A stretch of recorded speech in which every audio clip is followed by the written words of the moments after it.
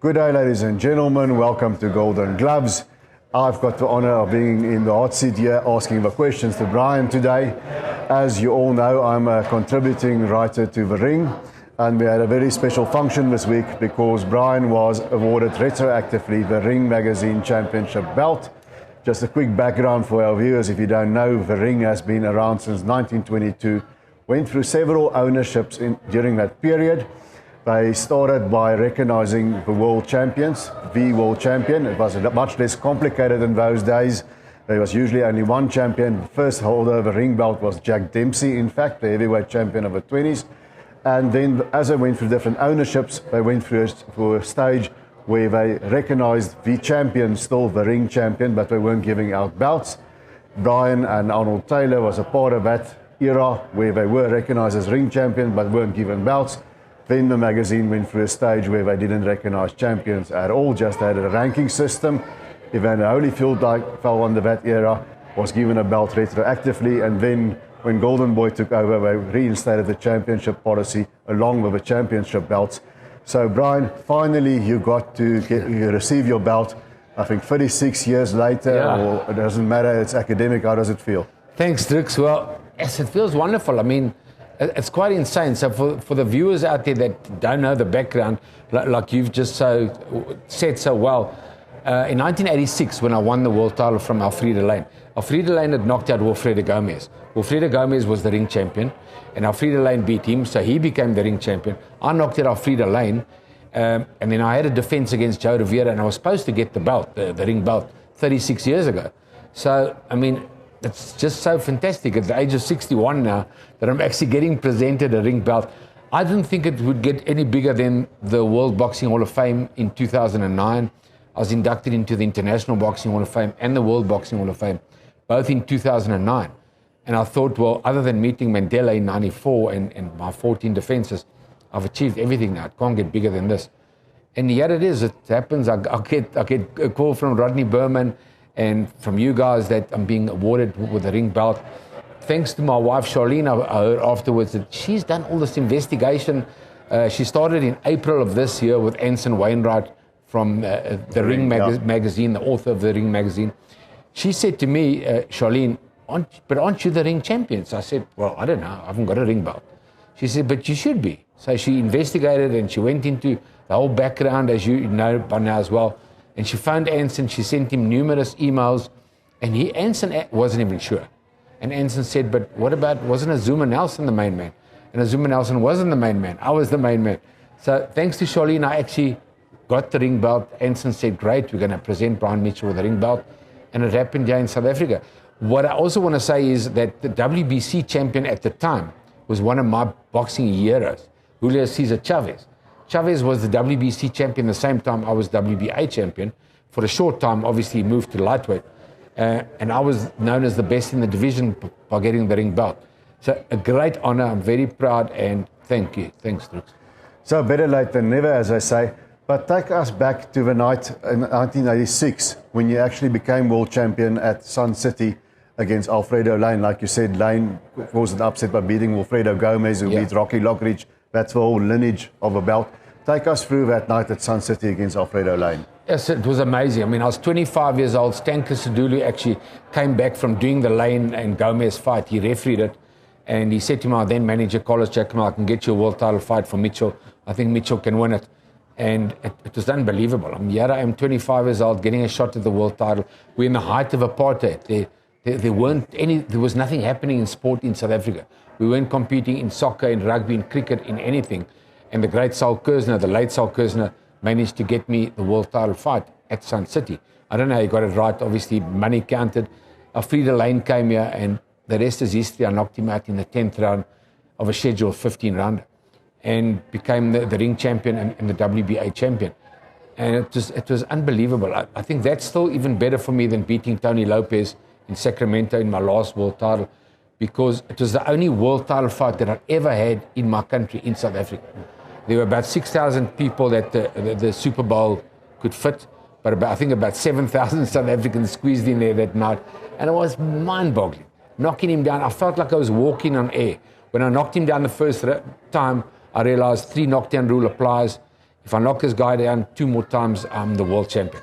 And I went back to the neutral corner. I was like walking on water. I just wanted to get out there, and I got out there, knocked him down 2 more times, and became the world champion. And it was mind-boggling. You ended up making a record-breaking, a division record-breaking, 12 successful defenses of that WBA world title. I'll get to a technicality to why it wasn't 13 a bit later. But your first defense in Puerto Rico was against Joe Rivera. You had him in trouble at a stage in that fight. It was still 15-round fights then. Rivera got back into it. It was touch and go. You salvaged a draw. You hung onto the title by your skin of your teeth. At that stage, did you think you're going to be champion for so long? Well, no, not really, because you don't foresee how long you're going to be around. You know, you want to make money, you want to be a world champion. That's your big dream and goal. And then I defended against Joe Rivera, like you said, in Puerto Rico. They actually tried to rob me because I thought I'd won quite comfortably on points, but I got a draw. He knocked me down. The first time I'd ever been knocked down in my life. I'd never been knocked down in school fights at Jeppy Boys. I'd never been knocked down in a street fight, not that I had many of those. But I'd never been knocked down in my whole life, so it was a shock to me. Joe Rivera, was a left hook. The first fight, he hit me with a straight right. Okay. Boom, through my gloves. I went down, I got up, and I beat him over 15. And I didn't think I was going to hold on to. You don't know, you know. So after I had 3 defenses of the world title, I'd equaled the great Victor Wheels record. And then I said to my manager and my family, I think I'm going to retire. But I was about 27. And they said, but why do you want to retire? I said, well, I've achieved what I wanted to achieve in boxing. I don't want to be brain dead. And I know the downside of boxing, you can get hurt. And my boxing managers and my family said, no, man, you're crazy. You're 27. Now's the time to make money. And then I said, okay, well, I'll keep on fighting. And I went and I fought and I fought. And I went to Panama and Puerto Rico and France and Spain and Italy and London and America. And it just kept going. And then really at the end, I had retired. I fought against Frankie Mitchell, my namesake, I think it was in Italy. And I beat him on points. And I said to Rodney Berman, okay, well, I'm done. I've had 11 defenses of the world title. What more must I do? There's nothing left to achieve. And then I retired. And Rodney phoned me one day and he said to me, listen, I've got the biggest fight ever for you. I've got a Tony Lopez unification. He's the IBF champion. You're the WBA champion. Let's do it. Offered me good money. Came out of retirement. Went to Sacramento. Got a draw again, which I thought I'd won. And then I retired again. Unofficially, of course. Yes. You guys didn't know that. Yes. The media You were didn't know. clever that way. You didn't announce it. I was unofficially. You didn't do a Tyson Fury unofficially. Yeah, I wasn't doing a Tyson Fury. So I was unofficially retiring, but I told my family I'm done. And then Rodney said to me, we've got to do it one more time. So I said, well, let's do it in South Africa.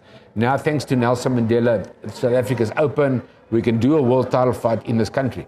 And Rodney said, no, we can't. We've got to go to America where the money is, HBO television. Once the fight, they'll pay you big bucks to fight Tony Lopez the second time. Now I'm 30, turning 30. I'm thinking, okay, pension money one more time. And I was clever in that way. I went there, I beat Tony Lopez in September of 1991, and I retired. You know, I had the 2 comeback fights at Sun City, but I don't really count those. My last world title fight was my last fight for me against Lopez in 91. Now, the 2 Lopez fights, the first fight, close fight, ended a draw. We thought you did enough to nick it. There were 1 or 2 people there in America thought Lopez did enough. It was a draw, but luckily the rematch came on. Did your strategy, your game plan, what was it before the first fight? What was it before the second fight? Did you change anything? Yeah, no, I changed a lot. So the first fight, I fought the wrong fight. I mean, Tony Lopez is a Mexican and he's a warrior. He's a Julius, he's a Chavez. He goes to the body. And I went to fight him. So I went and did what Sugar Ray Leonard did to Roberto Duran. A wrong fight. You don't fight a fighter in the trenches like Lopez. So we got a draw. I thought I'd won, but I'll take the draw. I fought the wrong fight. 6 months later, I watched the video over and over, and I thought I had a smart boxing brain. And I thought, rather go and box this guy. Give him angles. You know, you've got the angles, you've got the moves. Lopez is just like in your face. So give him angles. And I tried it in the second fight, and the second fight was so easy for me. I really felt like I'd won so easily. I did get the fight by 4 or 5 points. So I fought the right tactic. And Sugar Ray Leonard was my boxing hero, my other boxing hero. And so I would say thanks to Sugar Ray Leonard as well. I watched the Duran fight and I thought, I can do this as well. And I went and did it to Tony Lopez. And I'm proud to say I beat him in Sacramento, in his hometown, in front of his own people, in my last world title fight. Now, when you retired after the Lopez fight, there was a brief... Again. Now, when you officially retired, there was a brief comeback of 2 fights later on. I think in the second one of the 2 fights, you actually looked quite good. But then you just stopped after that. So you retired at the right time. You've got a good career here at Super Sport. You sound well. I can hear everything you say. Your health is there, your neurological health. You look good for a grandpa, Thanks, doctor. And all of that. So you actually had, I can almost say, the perfect career. You made some money. You've created a legacy. You got out with your health intact into another career. Boxers, typically, they find it very, very hard to stay retired. You see a lot of people walking around, they shouldn't be fighting anymore. You give up saying anything because you know they're not going to listen. But how did you manage to stay away from boxing? Because surely you must sit, you go at home, you hit the bag in the garage, and you look at the guys on TV and you think, damn, I can beat that chump. So just get into shape. That's another check, we can do the renovation on the house. How do you keep you must be thinking like that. No, you do miss it, Droeks, because it was my whole life. From a 9-year-old kid, my dad was a South African boxing champion in 1962 when I was a year old, and as a 9-year-old, I'm an only child. I said to my mom, this is what I want to do. And she said, no, you're not going to box. And I told her, please, I want to box. That's all I want to do. And my mom allowed me to box. And that's really your whole life. So when I retired, to answer your question, from boxing, I missed it a lot. But what I did was clever. I opened a boxing gym. And I started training fighters. All the guys from Malvern, the area that I grew up with, the Mikey Schulzes, the Anthony Van Niekerks, all the youngsters, they came to my stable. I had a great stable. And I kicked off as a trainer quickly. Jeff Ellis was a promoter, and he was putting my guys on. And so I was back in boxing. So I was holding the pads, I was in the gym. And I was loving it, and I could eat whatever I wanted to and drink whatever I wanted, but I was in the gym. So I was still in boxing. And then, of course, today I'm still with Super Sport. I'm with Rodney Berman, with Golden Gloves. And I think, to answer your question properly, fortunately, I stayed in the game. You channeled it in a different direction. Yeah, just different directions. Like people say to me, don't you miss boxing? I said, but I'm in boxing. Still in it. I mean, like this week, I'm doing 2 tournaments at Empress Palace. So I'm a manager. I still own a gym. I do work for Golden Gloves as an ambassador and a spokesperson. I interview fighters, and I'm in the game. So I've never really left the game since a 9-year-old kid. Yeah. Well, that's it, ladies and gentlemen. That's Brian Mitchell. Now only the 3rd South African with a ring belt after Victor Wheel and Hickey Butler. Once again, congratulations, Brian. Thank you so much. Thanks for taking the time. Thank you so much. Appreciate it. Thank you, Droeks.